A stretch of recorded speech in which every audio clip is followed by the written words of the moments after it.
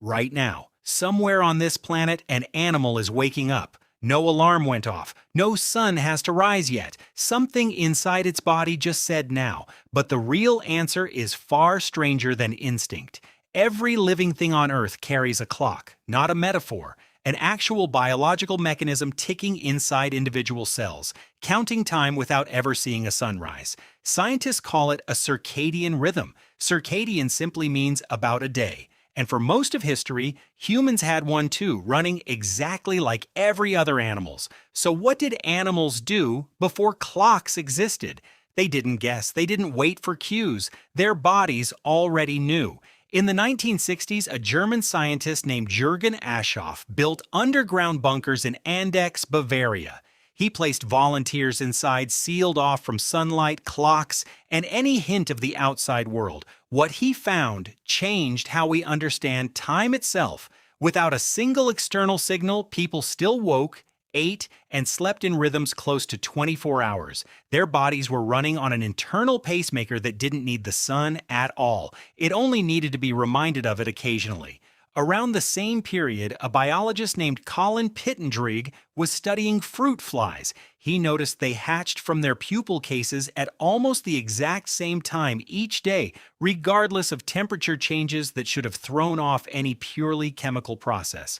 Pittendrigh realized these organisms weren't reacting to their environment moment by moment. They were predicting it. Evolution had built them a forecast, not a reflex. Why would evolution bother with that? Because reacting is slower than predicting. An animal that waits to feel the sun before it starts hunting is already behind.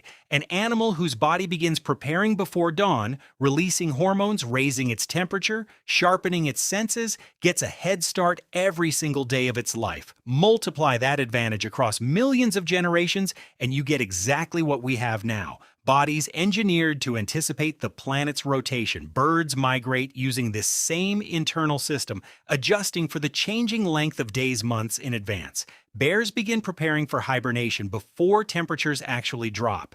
Bees return to the same flowers at the same hour day after day because their internal clock has learned when nectar will be freshest.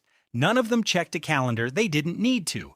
Then there's Michel Siffre, a French geologist who in 1962 descended into a cave in the Alps with no light and no communication for 2 months. He wasn't studying animals, he was testing himself. What he discovered was unsettling. His internal day slowly drifted longer, sometimes stretching past 25 hours, and he began losing track of real time entirely. Convinced only 25 days had passed when it had actually been 37, his body still kept rhythm. It just wasn't perfectly tuned to Earth's 24 hours without daylight resetting it.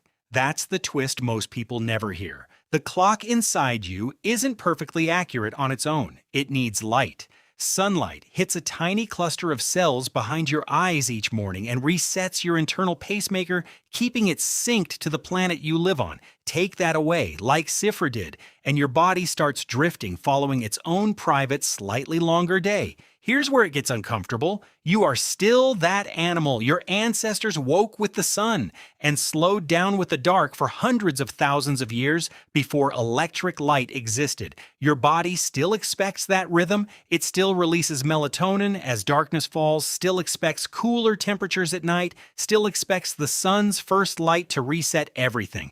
But now you scroll through a bright screen at midnight and you tell that ancient clock the sun hasn't set yet. It listens. That's the strange part, it believes you. So the next time you can't sleep or wake up groggy despite 8 hours in bed, remember that you're not broken. You're an animal running the same internal software that guided your ancestors through forests and plains long before anyone measured a single hour. Somewhere inside you, a clock older than language is still counting, still predicting, still trying to keep you in sync with a sunrise it can no longer clearly see. And somewhere right now an animal is waking up. No alarm went off, but this time you understand exactly why.